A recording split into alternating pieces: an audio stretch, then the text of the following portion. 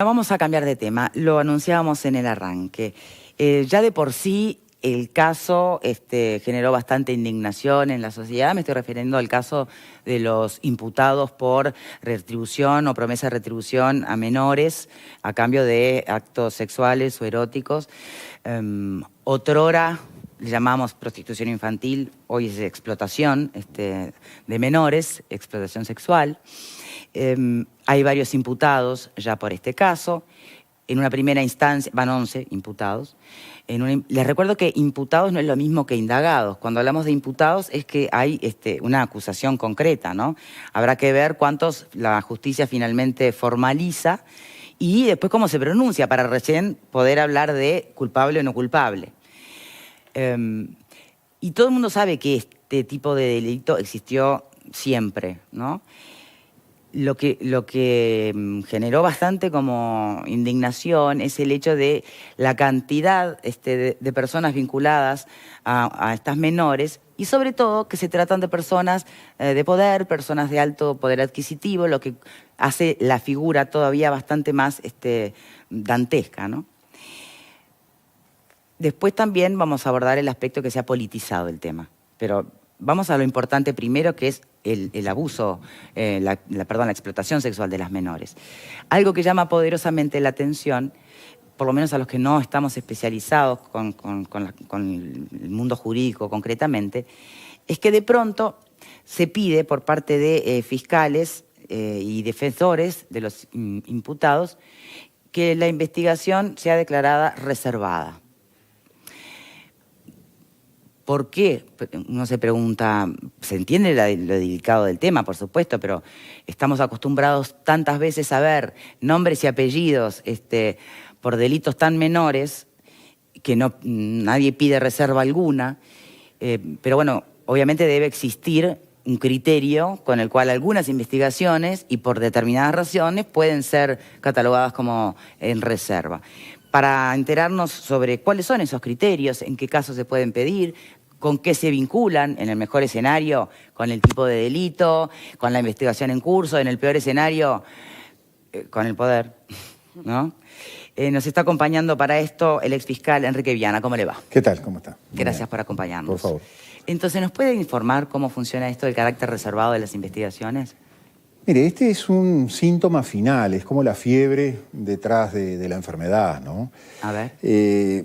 ¿Cuántas veces ustedes me escucharon decir que estábamos, a partir del 1 de noviembre del 2017, ante un proceso penal corrupto? ¿Cuántas veces nos escucharon al doctor Salle y a quien habla decir que estamos y seguiremos estando sufriendo un golpe de Estado técnico en el cual se le arrebató... Con el nuevo CPP. Con el nuevo CPP. Recordemos a la gente que eso lo lleva a usted a renunciar, de hecho. Claro, exactamente. Esto es aplicación de ese proceso penal corrupto, que yo le agrego que entre sus aspectos de corrupción es un proceso penal clasista, selectivo, diría alguno más, en tono más fino, y yo lo llamo racista. Por lo que usted acaba de decir, ¿por qué en algunos casos hay reservas, hay ocultamientos de información al público? Digamos, y por lo que yo acabo de otros preguntar, no de decir, porque yo pregunto, ¿no? No, es que no, yo bueno, esté pero al asegurando preguntar nada. usted hace una afirmación. Hay afirmaciones que se incluyen en las interrogaciones. En efecto, es un proceso al que no le interesa la verdad. Es un proceso que se nos anunció con bombos y platillos de que íbamos a un juicio oral y público. Pero ¿por qué está diciendo esto, Viana? Porque le estoy tratando de responder a lo que usted me preguntó. Nos dijeron que era un juicio oral y público. No es ni juicio, ni oral, ni público. Porque a veces no se llega ni al juicio, estamos de Al acuerdo. juicio se llega un 1%. Mire, hay fiscalías en Montevideo que jamás han ido a juicio, que han resuelto todo ¿cómo? Con los mecanismos del proceso por pactos, del proceso abreviado u otros mecanismos similares. Nunca han ido a juicio. Entonces, eso que ustedes muestran en la televisión son las audiencias de formalización, le llaman. ¿Por qué le llaman de formalización? Porque la investigación inicial, a escondidas, reservada, donde se define la cocina del asunto, se hace en la Fiscalía en un proceso administrativo oculto que nadie ve. en forma informal, porque no hay un expediente judicial. Entonces, cuando se lleva al juez, cuando se judicializa, esa debió ser la expresión, cuando se formaliza lo informal, lo único que se hace es una audiencia donde al individuo se le preguntan sus datos principales y se decide si se lo formaliza o no. 99,99, el colega me lo dirá, formalizado, a partir de lo que viene de la Fiscalía, sin ninguna posibilidad que la defensa pueda revertir esa solicitud. Ahora, eso no es el juicio oral y público que nos prometieron. Y como se termina luego con un pacto que a veces se lleva ya hecho desde la Fiscalía o se realiza después, juicio oral y público es un 1%. Entonces los periodistas, olvídense de poder entrar a un juicio oral y público. No van a poder entrar a juicios orales y públicos, salvo algunas hipótesis de homicidio que indefectiblemente deben llegar a juicio, no van a entrar a juicios orales y públicos. Bien. Es más, cuando han querido los periodistas entrar a una audiencia, los hacen con una cámara en una sala distinta. Con lo cual se pierde prácticamente el 95% de lo que se puede apreciar de un juicio oral y público. Entonces, no tenemos juicio oral y público. Bien, Viana. A partir de eso, sí, para algunas de estas instancias que no son juicio oral y público, hay un mecanismo de racismo. Para mis clientes, para los clientes del doctor que está acá, colega, para ellos, sí, posiblemente haya un enfoque de cámara, posiblemente al momento siguiente de que van a ser fichados, la policía filtra los datos de las personas. Para estos otros casos, no. Ahora, curiosamente, en este caso pasó una cosa muy curiosa, porque los primeros 5 fueron todos publicados. Los primeros 5 sí, habría que preguntarse por qué los segundos 5 no. Ahora, yo también voy a otra cosa. No, pero espere. La pregunta concreta es, ¿se ampara en alguna norma, en el criterio ley? del juez. Queda abierto con las hipótesis que están previstas en la ley, queda abierto al criterio del juez. Si el juez entiende no está descrito en ningún lado, puede afectar la intimidad de alguna de las personas, le abre una excepción que es más grande que la regla. Quizás aquí la única excepción admisible es que no se divulgue el nombre del adolescente, obviamente. No, pero acá no va a la reserva por el lado de las menores. Yo voy a algo más. ¿Por qué este ocultamiento? Porque estos delitos son inescarcelables. Este delito al que hizo usted mención, que no es un delito que estuviera previsto antes en el Código Penal, fue previsto hace relativamente poco, hace unos 7 u 8 años, si no recuerdo mal. Pero lo cierto es que es un delito con pena mínima de 2 años de penitenciaría, inescarcelable. Y entonces, yo me hubiera gustado ver, como todos ustedes, cuál fue el fundamento para no disponer estos 10 o 11 formalizaciones sin prisión frente a un delito inescarcelable. Porque a mis clientes y a los clientes del doctor, perdonen que lo tome, no, está bien, por ejemplo, no formalizan con prisión, por más que pongamos la lanza y el grito en todo esto. Entonces, bueno, pero no es preceptiva la prisión preventiva. No, pero por lo general, como dice Enrique, tiene razón. Ahí podemos tener una discrepancia. Yo creo que es preceptiva. Pero no está declarada como tal en el nuevo código. No, pero en la Constitución sí.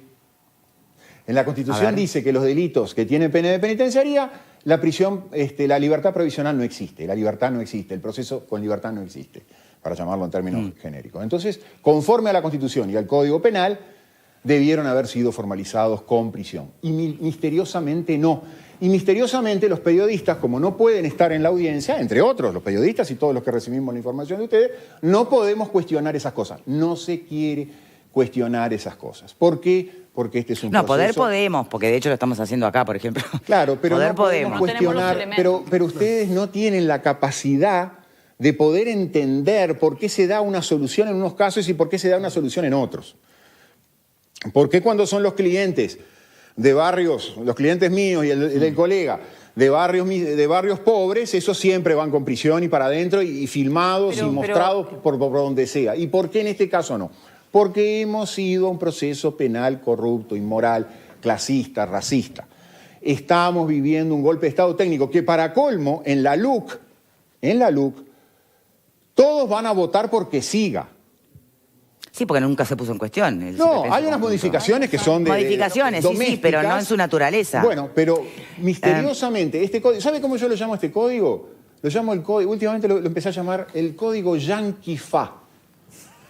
Porque es el código del Departamento de Estado y de Justicia de Estados Unidos, Embajada de Estados Unidos de por medio, que invitó varias veces al fiscal general y a los fiscales a preguntarle cómo iba en el funcionamiento, que fue puesto en funcionamiento por el Frente Amplio. con la anuencia de los partidos blancos. Sí, ojo, ¿no? Sí, pero fue puesto en funcionamiento por los comunistas. Los comunistas poniendo en funcionamiento un código del imperio yanqui. Paradoja, ¿cómo era aquel señor que decía que golpeaba? Decía paradoja, paradoja. No, alguien que me explique, mejor dicho, yo sé cuál es la explicación, pero alguien que intente explicar eso. Bien. Me acuerdo que el diputado Groba en algún momento dijo, ¿qué pasó? Que fueron a la embajada de Estados Unidos allá por el 2017, antes que entrara en vigencia. Que fueron los fiscales, hay una injerencia del imperio yanqui, dijo Groba. Y al rato alguien lo llamó y le dijo, no, mirá que estamos todos de acuerdo. Ah, bueno. Y Groba se cayó la boca. Bien. No, me gustaría preguntarle, Viana, más allá de la postura sobre el código, coherente sobre el código que usted siempre ha manifestado, podemos debatir al respecto si le damos la razón o no. Antes de la aplicación de este código, ¿no había una justicia clasista, racista, donde uno veía determinados abogados y sabía que les iba a ir mucho mejor a sus clientes porque los nombres eran más o menos los mismos y se repetían y tanto usted, yo y los que están viendo sabe de quién estamos hablando? Muy buen punto. ¿No existía eso antes del código? Sí, existía. El problema fue cuando la pusieron en el código. Esto cuando institucionaliza eso. Institucionalizaron, legitimaron, hicieron ley la práctica corrupta a la que usted hace mención. Eso que usted hace mención en el pasado existía. Era una práctica corrupta, no de todos. Ahora le hicieron la regla general. La pusieron en una ley y le hicieron la regla general. Claro, regla general que se lleva por delante artículos de la Constitución. Ahora, bien, usted Para eso tuvieron que sacarle a los jueces el poder de instrucción y dárselo monopólicamente a una agencia del gobierno llamada Fiscalía General. Agencia del gobierno, Fiscalía General, que está en el colapso total, no por el COVID. Ahora no recibe denuncias. ¿Ustedes saben que las fiscalías penales no reciben denuncias? No hay que el código agendarse. dijo que tienen que recibir denuncias. La Fiscalía General no recibe denuncias, nos manda a las comisarías a hacer las denuncias. Viana, ¿me permite una pregunta? Ilegal, totalmente. Ni siquiera respetan el nuevo código. Fíjese usted, esa es una norma que está en el nuevo código. Viana, usted habla del nuevo código Sí. y del sistema como corrupto y los demás apelativos, Sí, ¿no? correcto. ¿Es lo mismo decir que son todos corruptos los fiscales, son todos corruptos los jueces? No, que los fiscales tienen que aplicar un código corrupto. Y por ¿Y consecuencia... Poncio Pilato entonces se lavan las manos? ¿Cómo Pero es? si los fiscales cuando nos reciben en la fiscalía... Pero usted nos habla de la reciben con una discrecionalidad de amenaza. un juez, por ejemplo, para decir cuándo un caso es reservado y cuándo no. Ah, sí, por supuesto. ¿Entonces? Por supuesto. Bueno, pero eso es corrupción. Eso no es corrupción decir que para los ricos el caso es reservado y que no se sepan los nombres. Y para los pobres, dale que va. Eso no es... ¿Usted no considera que eso es inmoral e incorrupto? Por supuesto, entonces la pregunta es, ¿la herramienta es lo que está mal o es el uso que hacen de la herramienta? No, la herramienta es la que está mal. Claro. La herramienta le sacó el poder a los jueces de instruir y se lo dio a una organización que depende del gobierno que decide quién va preso y quién no va preso. El gobierno decide quién va preso y quién no va preso. Ahí arranca el problema. Ahí arranca el problema. Usted no tiene hoy un juez independiente que decide, de acuerdo a su conciencia, cómo instruir y cómo llevar adelante una instrucción. Hoy tiene una agencia del gobierno que está verticalizada, sometida a instrucciones, que es la que decide qué se investiga y qué no. Mire, me consta porque me han dicho, gente de la Fiscalía, que hay un grave problema dentro de la Fiscalía porque no se sabe cómo se archivaron muchísimos asuntos sin que ningún fiscal lo hubiera visto. ¿Quién lo archivó entonces? ¿De qué época me está hablando? Ahora, ¿De cuándo? De ahora, de ¿Ahora en la locura COVID? No. Ahora en la locura que venía antes del COVID. Aprovechando el COVID. Porque cuando no se reciben denuncias, ¿qué se hace? Se aprovecha el COVID y dice, voy a tratar de limpiar todo lo que tengo, todas las pilas que tengo de asuntos que no puedo sacar. Se ha inventado un sistema por el cual la persona va y hace una denuncia, antes del COVID, olvídese del COVID. Hace la denuncia en la seccional policial y la persona dice, bueno, le dicen, ahora va a pasar a fiscal. Bárbaro, se va. Pasa el tiempo, y dice, voy a llamar a un abogado a ver si me averigua qué pasa en fiscalía. El abogado va a preguntar en fiscalía y entonces ¿sabe lo que primero le pregunta? ¿Quiere que lo vea un fiscal? Porque esa denuncia que se hace en la comisaría pasa a una nube administrada por una oficina que se llama DPA, de distribución de asuntos, distribución y depuración de asuntos, una palabra fea, depuración. Pero lo cierto es que eso queda en la nube. ¿Por qué queda en la nube y no se le asigna a un fiscal? Porque si la persona hizo la denuncia en la seccional es porque quiere que intervenga la justicia. Mejor dicho, porque que intervenga la fiscalía para que luego, a la larga, intervenga la justicia. ¿Y por qué no se le pasó a un fiscal? porque los fiscales tienen 600, 700, 1000, 1500 asuntos. Si le ponemos lo de las nubes, 2000, 3000, 4000. ¿Y qué evidencia eso? La ineptitud, la incapacidad del fiscal general para administrar el código que nos impuso Embajada de los Estados Unidos mediante. Bien, ¿preguntas? Doctor, en el caso que estamos tratando, un juicio oral y público, no acudir a la sentencia final, como usted menciona, que ciertamente es así por parte de la prensa. ¿Qué nos hubiese permitido ver en este caso? ¿Hubiésemos escuchado de boca del propio juez por qué la reserva en los nombres? ¿Hubiésemos escuchado por qué no se solicitaba la prisión para los imputados? Correcto, sí, lo hubieran escuchado, lo hubieran visto las expresiones de cada uno, hubieran visto los alegatos de las defensas, hubieran visto las contraafirmaciones de la Fiscalía, hubieran ponderado el acuerdo, porque parece que todos se pusieron de acuerdo en no divulgar, hubieran ponderado una cantidad de cosas. Eso, vuelvo a insistir, porque a veces es muy difícil, y yo lo entiendo perfectamente, eso no es juicio, eso es la audiencia de formalización. Pero lo cierto es que ustedes hubieran podido ponderar los argumentos de uno y de otro y al día siguiente en los diarios, en la televisión y en la radio, hacer un informe sobre el respecto. Es más, aprovecho esta oportunidad para invitar a este canal, a este programa web, pero esencialmente a este canal y a los informativos de este canal. Deben tener periodistas que deben tener la insistencia de ingresar a las audiencias, sea una audiencia de rapiña, sea una audiencia de violación, sea una audiencia de homicidio, o sea este tipo de asuntos que trascienden. No importa, ingrese a las audiencias. ¿El código no prevé que en ese caso puede no permitirse el ingreso a la prensa cuando hablamos de delitos sexuales y demás por la vulnerabilidad de las víctimas? No lo prevé expresamente. Prevé sí la protección de las víctimas. Prevé sí la protección de las víctimas, pero no de los supuestos victimarios. Ahora, ¿qué rol juega? Acá la víctima en esta audiencia no iba a estar. ¿Qué rol juega? Podría estar representado por un abogado, pero ¿qué rol juega el tema de la presunción de inocencia? Sobre todo en el tema ético del manejo de nombres y apellidos por parte, por ejemplo, de los medios de comunicación. El tema, dos o tres puntos. Yo con Enrique, o sea, estamos en posiciones diferentes con respecto a este código. Anteriormente, cuando el doctor también era fiscal, recuerdo que íbamos al SIC y nadie se enteraba absolutamente de nada. Cuando vos ibas y el individuo estaba ya detenido, lo procesaban y vos recién te dabas cuenta de por qué lo procesaban, recién te daban acceso a la prueba, si es que te la daban, el fiscal pedía procedimiento con prisión, suerte en pila y bajaba de ahí. Se hacía prueba ante el juez. Enrique, se hacía prueba ante el juez. En este código, para información de ustedes, no se hace prueba ante el juez. El juez procesa por el relato de la Fiscalía. Venía un informe de la policía, pasaban a careo y ahí mismo se había procesado. Algunos jueces sí, pero no todos. Algunos fiscales sí, pero no todos. No digo que es tu caso. Pero digo, sucedía así. Ahora creo que hay un poco más de transparencia. ¿Qué es lo que pasa? Yo creo que no.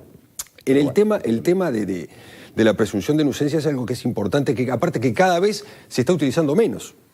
Porque estamos volviendo a la regla ahora de la formalización con prisión por las dudas. Eso es y es lo que estaba diciendo Enrique recién. Estamos volviendo de vuelta al viejo código. La presunción de inocencia, si vamos a aplicar Estamos volviendo al viejo SIC. Viejo SIC. Claro, no al código del 80. No. Estamos volviendo al viejo código del 80 se respetaba los elementos suficientes de convicción. Está bien. Había que hacer un mínimo de prueba ante el juez, que hoy no se hace. Y se manda preso, perdónenme la expresión, se manda preso a mis clientes, a los clientes del doctor. O sea, lo de la justicia para pobres y justicia para ricos. A nuestros indiecitos los mandan presos siempre. Ahora, cuando aparece un cacique, o cuando aparece algún brujo de la tribu, Sí, porque hay casos que son extraños. A mí me ha tocado de repente casos de homicidios y demás, que no hay restricción alguna. Digo, que está la prensa, están familiares de la víctima en la audiencia, se filtra la información o no se filtra, entran las cámaras. Entonces, después, ¿qué se concluye Fiscalía publica el acta de formalización. ¿Hay muchas conclusiones posibles entonces? Si la persona vive en Pocitos o en Carrasco, tiene un domicilio y tiene energía eléctrica, posiblemente a esa persona, además de otras circunstancias, vaya a ser formalizado en un delito inescarcelable sin prisión. Ahora, si le pasa como a algún cliente mío, que estaba por un delito grave, sí, pero tenía todas las condiciones para poder estar vigilado y controlado, y la cantidad, como no tenía conexión eléctrica y no se podía poner la pulsera, no, vos sos de Beloni para allá. Bueno, de Beloni para allá, lamentablemente te prorrogo la prisión y esperás el proceso preso. Ahora, los de Pocitos y Carrasco esperan el proceso en libertad. Yo le llamo a eso inmoralidad. Que me perdone. ¿Se puede concluir alguna otra cosa? Sí, vinculado al caso específico, Yo puedo entender que las defensas particulares de cada una de las personas le pida la reserva, bueno, por los rangos y por los lugares que ocupan.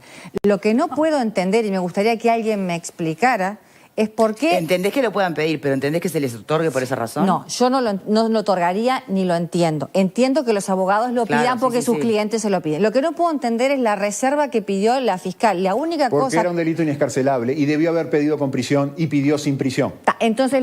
Está ocultando su proceder selectivo, su proceder clasista. Pidió en un delito inescarcelable, claro. Si el delito lo hubiera cometido un indiecito de mis clientes, la formalización era con prisión. Como lo cometió un cacique, que por lo general no son mis clientes, la formalización fue sin prisión. Ahora, doctor... Y la fiscal queda en evidencia que frente a dos situaciones iguales, en función del estatus social del individuo, toma dos criterios distintos. Está bien, pero la no jueza... quiso que se supiera eso. Pero la juez podría haber... No quiso que ustedes lo vieran, que el público lo viera. Bueno, a ver, pero la juez podría estamos todos preguntándonos lo mismo. Al otro día no nos agarró distraído a nadie, no se porque no le dio preocupe, prisión. Pero yo les estoy diciendo lo que ustedes presumieron.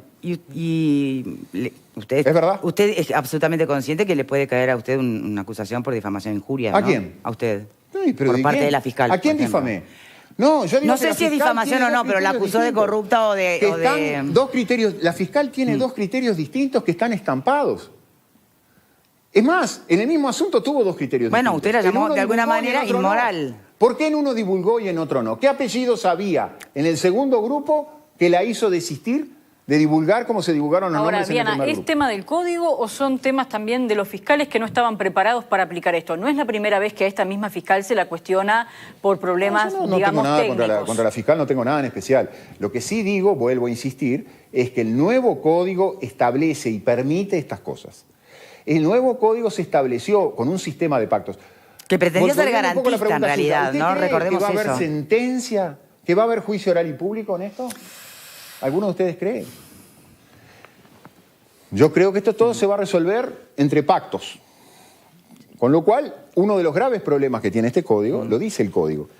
Yo tenía una abuela que me decía, cuando quieras leer una novela, lee los primeros, o ve una novela de la televisión, mira los dos primeros capítulos, los dos del medio y los dos finales. Cuando uno mira el del medio, cuando uno va al medio del código, artículo 142, si no recuerdo mal, cuando uno va al medio del código encuentra una frase maravillosa. El principio que rige el código es la certeza, la verdad. Salvo en una hipótesis, en los procesos pactados. En los procesos pactados la verdad no interesa. Entonces, ¿alguna vez en este caso sabremos la verdad? Depende de gran medida de los periodistas. Es una responsabilidad de los periodistas insistir con este caso. Y ver cómo se resuelve. Ojo que le está poniendo a los periodistas también una responsabilidad. No, pero hay una cosa- ustedes no Pero eran no los que somos querían juicio oral y público. Bien, pero digo, el Díganme, periodista pónganse la mano en el corazón. fiscal. Tú no, pero los periodistas no se ponían la mano Sí, por en el supuesto. pecho y querían juicio oral y público. Bueno, el juicio oral y público es para ver esto. A ver, Pepe, para vos ver querías las juicio oral y debilidades, público. los errores. Está perfecto, Por pero si el supuesto, todo arreglo lo que no te lo transparente, permite. sí, Claro. pero de todos los juicios que se han intentado que fueran oral y público, muchas veces la prensa no pudo ingresar. Y se ha insistido, me consta de los colegas que se ha insistido para entrar y no se les ha permitido. Por cuestiones hasta locativas, porque no había espacio, en fin. Otra pregunta relacionada con este tema. Se me fue lo que le iba a preguntar ahora. No, pero una votación, vuelvo a insistir con esto. Juicio oral y público hay un 1 o un 2% en el Uruguay. Bien. Hay fiscalías que no han ido nunca a juicio. Volviendo al... Perdóname, Victoria. ¿te acordaste? Sí, Dale, bien. porque está bien lo que dice el doctor, pero a los periodistas se nos ha criticado últimamente porque se señalaba que en las redes sociales, por ejemplo, no sé, el gatito de la teja, con una persona de forma anónima colocaba todos los nombres. ¿Por qué los periodistas no lo hacíamos? Hay un tema de responsabilidad también por que nos supuesto. cabe en este caso porque estamos hablando de la presunción de inocencia, como decía Pablo. Es muy difícil tapar el sol con el dedo, ¿no? Uno sabe de dónde los nombres que se quieren mantener en reserva, uno sabe de dónde salen.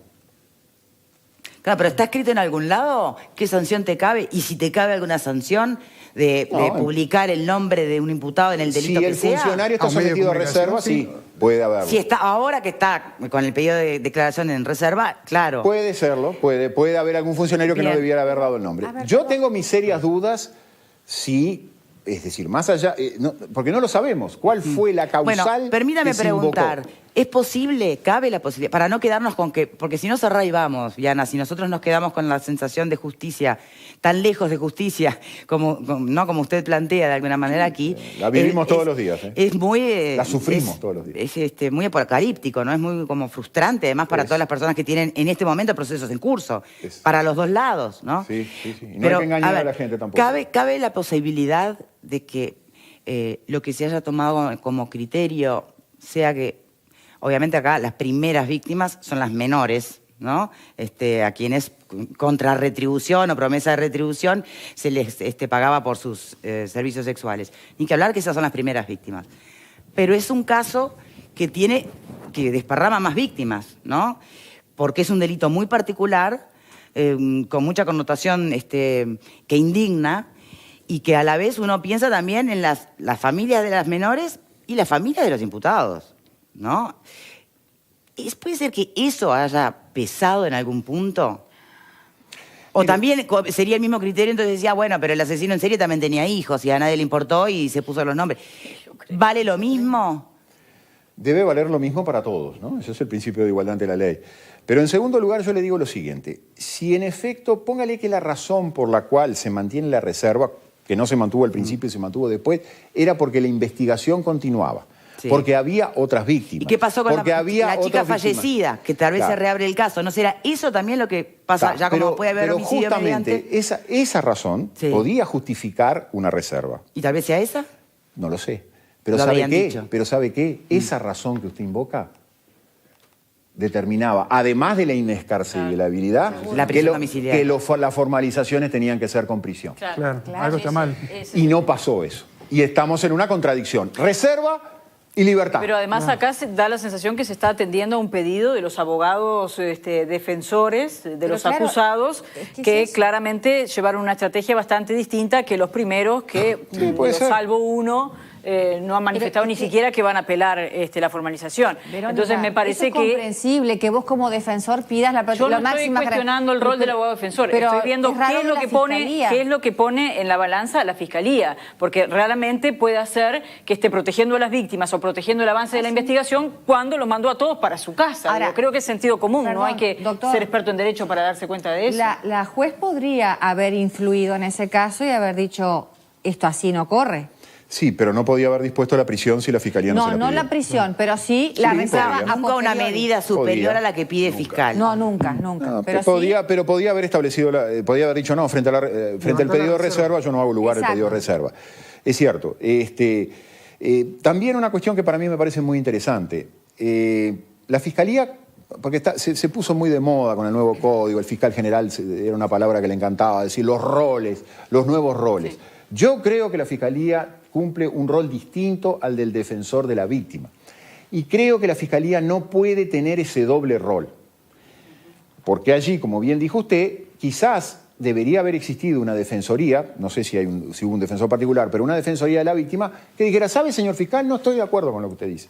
Claro. Quiero prisión y no quiero reserva. Pero no, eso no existió. Como el fiscal tiene el doble rol de ejercer la acción pública y a su vez aparecer de protector particular de las víctimas. Pero ¿no se nos había dicho que con este nuevo código las víctimas tenían un rol más protagónico, que podían ser representadas? Pero bajo el brazo del fiscal, bajo el brazo del fiscal. Entonces el fiscal condiciona la actuación de la víctima. Yo quiero una defensoría pública de las víctimas o una defensoría contratada de las víctimas. Prefiero, contratada por el Estado me refiero, ¿no? Prefiero eso. Si le vamos a dar un rol a la víctima, eso. Y además, si le vamos a dar un rol a la víctima, démosle la querella, ¿no? Démosle la posibilidad de la acción privada. Si el fiscal no quiere ir para adelante, que la víctima sí vaya para adelante. Aparte, hay que tener en cuenta una cosa, ¿no? que es muy importante también. Enrique lo sabe muy bien, cuando comienza la investigación fiscal, antes de la formalización, las actuaciones son reservadas. Correcto. La investigación fiscal puede durar un año y puede solicitarse una prórroga de un año más y son reservadas para los imputados, los abogados de defensores y las víctimas. O sea que la Fiscalía tiene un plazo más que prudencial para realizar toda la investigación que desee realizar y recabar las pruebas que entienda convenientes para luego ir a una formalización y solicitar la formalización y que se la den, habiendo recabado pruebas suficientes para ello, y después no tiene por qué ser privado. Tiene la posibilidad de pedirlo por 40 días, reservada la medida de repente mientras hace la investigación para la defensa y demás, pero tiene un tiempo más que suficiente para recabar prueba y luego solicitar la formalización. Entonces, una vez que llega a eso, si tiene la convicción suficiente de que tiene que solicitar la formalización porque va a ir a un juicio posteriormente, no puede ser reservado, porque todo lo que tuvo que haber hecho lo hizo antes. ¿Qué significa, Pablo? ¿Que no se hizo eso entonces? No digo eso. Digo que la ley da tiempo más que suficiente a la Fiscalía para hacer una investigación de carácter reservado por un año y puede pedir prórroga de un año más. Entonces no es necesario solicitar la reserva de las actuaciones posteriormente porque haya prueba para diligenciar o lo que fuere, porque tuvo tiempo más que suficiente. Si se apuró a formalizar, eso es una cosa. Ahora, si no se apuró a formalizar y formalizó, no puede ser reservado. Hay varias cosas que se mezclan en este tema porque obviamente despierta muchísimas sensibilidades y nos estamos acercando después a cómo se ha increíblemente también politizado.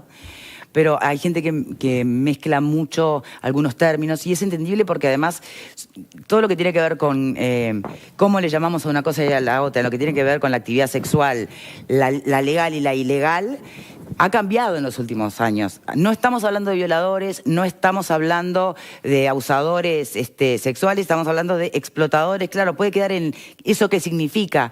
Bueno, exactamente no es que hagan de proxenetas de las chicas, es que son los mal llamados clientes, es decir, que les pagan o les prometen pagar dinero o en algo a cambio de sexo. ¿No? Para separarlos tanto, sí, claro. Porque se mete todo en la misma bolsa, ¿no? Alguien por acá dice, pobre la conductora, no sabe cómo hacer para callar al invitado. Perdón si lo estuve tratando de callar, pero dice, no se puede contemplar a esta fiscal, no seas mala, se trata de explotación sexual de menor. ¿Y quién es? A veces la comprensión lectora de la gente o la comprensión de escucha es complicada, ¿no? Hay una cuestión de mi parte, tratar de callar a la fiscal, estamos cuestionando las decisiones tomadas, a ver si entendemos. Hay una cuestión que me interesa, que un poco se planteó recién con la pregunta y con la respuesta tuya.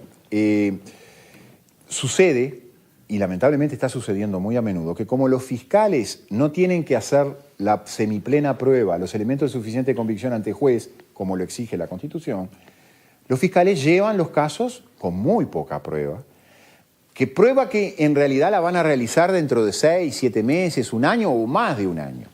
Pero ya pueden estar formalizados. Sí, están formalizados, pero la prueba se hace un año después. ¿Y eso cuán garantista es para un imputado? Eso no es garantista para nadie, porque ni siquiera para el fiscal, me atrevo a decir, porque el fiscal sabe, hoy tengo estos 3 testimonios, pero dentro de un año, de repente no los tengo, por X cuestiones. Porque los individuos se despreocuparon, porque no los encuentro, porque tienen miedo, porque se murieron o por lo que fuera. Pero acá hay WhatsApp registrados muy contundentes. Claro. Hay archivos de audio, ¿no? O sea, que no... A ver, la semiplena prueba está ahí. Por lo menos en algunos casos, correcto. No sé en todos. Ahora, ¿no? Eso alcanza después para ir a un juicio, para ir a prueba, para dar la sentencia definitiva en todos los casos. No, en todos los casos no sé, pero en algunos está perdónenme, cuando el fiscal en un delito de estas características pide sin prisión, me da que pensar que el fiscal no las tiene todas consigo. No se olviden ustedes... Pero, ¿es inmoral o no las tiene todas consigo? Las dos cosas. No, porque si no las tiene todas consigo no es inmoralidad, es porque no cree realmente... el procesamiento de alguien cuando uno no tiene las pruebas. Sí. Un fiscal que pide el procesamiento de alguien cuando uno no tiene las pruebas, ¿qué es? Entonces no pide el procesamiento, eso es lo que me está queriendo decir. Si no tiene las pruebas, no. Como dijo el doctor, tómese más tiempo, tiene todo el tiempo del mundo. ¿Y ahí cree que la presión de la opinión pública puede haber...? ¿Ustedes se acuerdan lo que yo les dije alguna vez? Que los fiscales y los jueces 2 meses antes de ponerse en vigencia del código fueron a buscar seguros de mala praxis y firmaron se consiguieron seguros de mala praxis. Nunca visto en la historia del Uruguay que los jueces y los fiscales tuvieran seguros de mala praxis. ¿Por qué los jueces y los fiscales 2 meses antes de la vigencia del código fueron a buscar seguros de mala praxis? Como lo advertía Chediak, nos vamos a equivocar. Lo que yo le preguntaba, nos vamos a equivocar. ¿Tiene que ver con eso? Exacto, nos vamos a equivocar. Y nos vamos a equivocar metiendo gente presa inocente y después papá Díaz nos va a pagar la indemnización que le reclamen y después nos va a ir a venir a reclamar al bolsillo nuestro. Y para que no duela en el bolsillo nuestro tengo que salir a contratar un seguro. Tengo que reducir mi sueldo, pagar una cuota de un seguro por la eventual demanda que me va a hacer mi jefe que tuvo que pagar primero. Entonces, ¿los fiscales pueden actuar tranquilos así frente a esa situación? ¿Se acuerdan que cuando empezó el código los fiscales no formalizaban? Porque claro, el cambio fue tan impactante y se dieron cuenta que iban a meter gente presa sin prueba, sin hacer la semiplena prueba, y yo qué sé si la tengo dentro de un año, que no se animaban a procesar, no se animaban a formalizar. Y ahora, cuando yo veo algunas formalizaciones sin prisión, a mí me ha pasado en algunos casos que a los fiscales se les empieza a caer, de casos importantes, graves de homicidio, a los fiscales se les empieza a caer la prueba. Lo formalizaron al individuo con prisión, se le empieza a caer. ¿Sabe lo primero que hacen? Testigos que se asustan y no quieren hablar, ese tipo de cosas. Claro, pero ¿sabe lo que hacen? Lo primero que hacen es le dan la libertad. Después que yo insisto 3 o 4 veces, le dan la libertad. Y a los 20 días, a los 30 días, le dan le piden el sobreseimiento. Sí. Porque no se puede seguir la causa. parece ser El lo que individuo se sucedió en comió este 10 caso. meses preso, Pero, siendo perdón, inocente. ¿es un problema del código o es un problema que el código se implantó sin estar preparado? Porque muchos países ofrecieron dar una ayuda para capacitar y no se aceptó. El código ha fracasado en todos los países del mundo. Incluso ya se sabía que había fracasado en Chile, que había fracasado en México, que había fracasado en Perú, en Ecuador. Fracasó en todos los lugares que se impuso. ¿Desde Porque qué es un código perspectiva? que no obedece a nuestras normas constitucionales y a nuestra tradición jurídica. Es un código que viene de otra tradición jurídica distinta. ¿Con qué criterios, Viana, usted plantea que fracasó? ¿Porque aumentó la delincuencia? ¿Porque aumentaron los juicios contra el Estado por indemnización, justamente por cárceles injustas? ¿Cuál es el criterio para Por analizar? presos inocentes, que luego se tienen que sobreseerlos, porque no hay juicio oral y público. Un 1% de juicio oral y público. Porque tenemos un proceso por pactos, a escondidas, que se hace en un lugar reservado, que ustedes no saben por qué se pactó y se llegó a tal pena. Yo tengo un tema, por ejemplo, le voy a comentar, tengo un tema de un homicidio donde se me ofreció un pacto de 10 años por ese homicidio. Ahora se me acusa, como mi cliente dijo, soy inocente, no tengo nada que ver, yo no fui, ahora la fiscalía me acusa por 25 años. Pero era evidente, digamos, la figura extorsiva. Agarrá 10, porque si no te pido 25. Al mismo tiempo... Sí, pero ningún inocente va a agarrar 10. Si agarra 10 no era inocente. Pero ningún inocente no... Pero mire, hay unos trabajos Pero, en no sé, Estados se me Unidos. ocurre, ¿no? Les invito a ver un trabajo escrito en Estados Unidos, un trabajo periodístico que se ha ido repitiendo en el correr del año. Empezó con un trabajo original que se llama Why Innocent People Plead Guilty. ¿Por qué la gente inocente se declara culpable en Estados Unidos? La mayor parte de la gente afrodescendiente o latinos, ¿no? Se declaran inocentes porque las opciones son esas. No, se declara culpable, querrá decir. Mejor dicho, se declaran culpables porque las opciones son esas. Pero a lo que voy es lo siguiente. Yo ahora, frente a los 25 que le están pidiendo, le voy a plantear a mi cliente, mirá, no importa si fuiste o no fuiste, pero capaz que tenés que agarrar 10. Porque no es lo mismo en la vida de una persona 10 que 25. 10 es un disparate, sí, en la vida de una persona. Pero imagínense 25. Al mismo tiempo hay otro homicidio que está vinculado a este homicidio y se pactó en 6. Y como es de las personas que lo están acusando a mi cliente dice, ¿cómo a mí 10 y al otro 6? Claro, no tiene nada que ver los hechos, ni las características, ni las circunstancias de los hechos, pero para explicarle al cliente, la verdad que me quedo con poco argumento. Bien. A él le están pidiendo 25. No le están pidiendo 6 ni 10, 25. Volviendo entonces al caso y a las repercusiones, ya que es absolutamente, creo que de peso y que no hace falta aclarar que obviamente acá el gran título es, bueno, las primeras grandes víctimas, las menores, ¿no?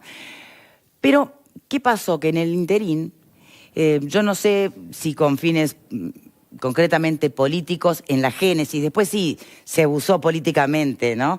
Pero se empezó a acusar a determinadas personas de estar vinculadas con alguno de los imputados. En concreto, y la que tomó mayor trascendencia, es esa acusación que se hizo de que uno de los imputados era pareja de la candidata intendenta a la intendencia Laura Raffo, intendencia por Montevideo, ¿no? Al punto que la propia Raffo hace una denuncia por difamación e injurias. Y hace público ese hecho, hace pública que denunció, ¿no? Ahí está, incluso si se fijan en su tweet, explica, ¿no?, por qué decide hacer la denuncia. Y para no quedarnos en lo que es la red anónima, porque de eso es imposible explorar, nunca vamos a saber, a menos que obviamente delitos informáticos dé con el creador de esa información falsa. Cuando quiere dar. Espere, nunca vamos a saber quién la puso primero, cómo la divulgó, quién la retuiteó, digo, todo eso. Pero donde sí nos quedamos y miramos es en cómo se formuló una polémica a nivel ya de personajes públicos, sobre todo políticos, ¿no? ¿Vieron lo que le contestó, por ejemplo, la ingeniera Cose a lo que le puso al tuit de Raffo? Bueno, que en realidad de alguna manera estaba, sí, que era horrible, pero que no desviara la atención, que la víctima en realidad eran las menores, y eso, palabras más, palabras menos, ha venido pasando desde con distintas voces, ¿no? Como acusándola al final de desvirtuar el tema y que lo de ella era un tema menor. Epa, ¿es un tema menor? No, no es. ¿Tu derecho a que no te difamen? No es un tema menor. A ver, cuando a ti te están afectando de esa forma, no es un tema menor. Yo puedo entender que quizás parados del otro lugar sí está quejándose y en realidad son mis hijas o mis hermanas las que están como víctimas de la red de explotación. Pero para la persona que recibe una acusación injusta no es un tema menor. O sea, hay que tener también respeto y tener cuidado con lo que se difunde.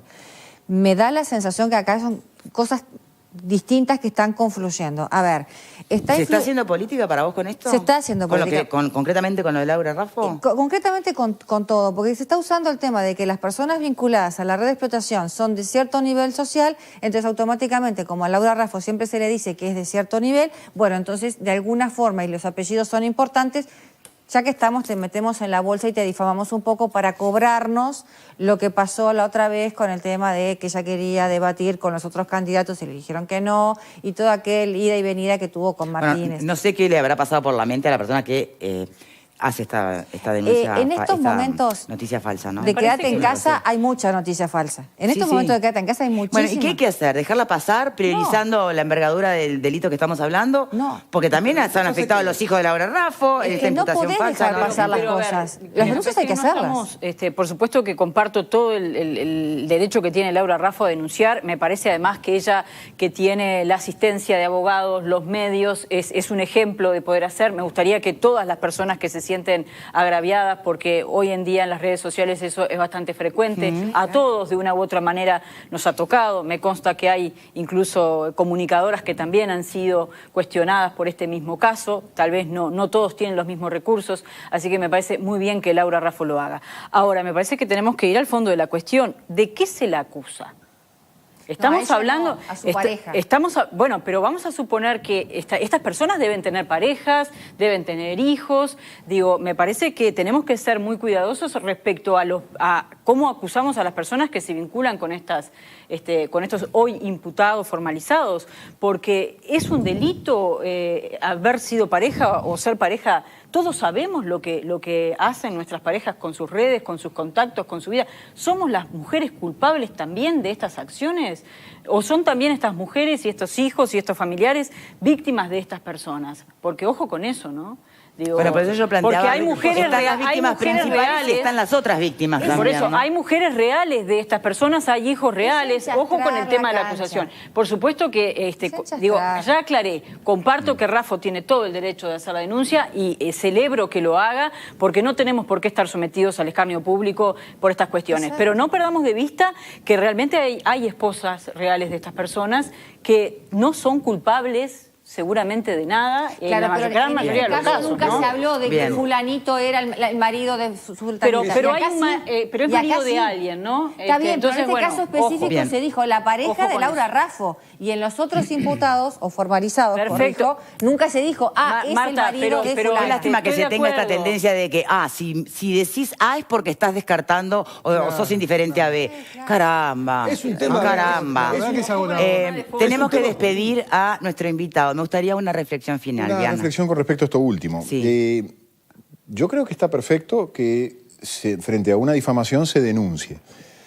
Y creo que están todas las reglas de que si es un político haga el énfasis, por ser político, de que se atienda a su denuncia. Sí. Tengo que decirles que hay muchas denuncias de difamación e injurias de similares circunstancias y circunstancias mucho peores. Tengo un cliente al cual desde una página X se le pone como casa de citas su teléfono y una serie de otras cosas que hace como 5 meses que estoy esperando que la Fiscalía decida instruir. Me dolería que se atendiera al caso justo, legítimo de la denuncia de Laura Raffo antes que se atendiera a mi cliente. Porque mi cliente denunció hace 5 meses y no se ha hecho nada. Entonces, volvemos un poco a, depende de quién viene, de dónde viene la denuncia para que se le preste atención o no se le preste atención. Perfecto lo que hizo la señora Laura Raffo, perfecto hacer todo el ruido posible para que su nombre quede limpio, me parece perfecto, pero el de los ciudadanos comunes tiene que ser atendido de la misma manera. Y si hay un orden, que sea el orden del tiempo de presentación de la denuncia, no porque Laura Raffo vaya a ser candidata a presidente, se atienda ante su caso el de Juan Pérez o el de la señora Graciela X, ¿no? Que se atiendan todos los casos y que se atiendan por un orden y rápidamente, que no sigamos en este caos en el que estamos. Olvídese del COVID. El COVID es un lindo telón que vino perfecto para esconder las incapacidades de la Fiscalía General y no hablamos hoy de las incapacidades de la Suprema Corte de Justicia que nos ha colocado en una situación hoy espantosa, donde no hay feria, pero sí hay feria. Viana, exfiscal, muchísimas gracias por habernos acompañado hoy. Siempre es muy ilustrativo escucharlo. Gracias. Gracias a ustedes. Pausa y ya venimos con otros temas.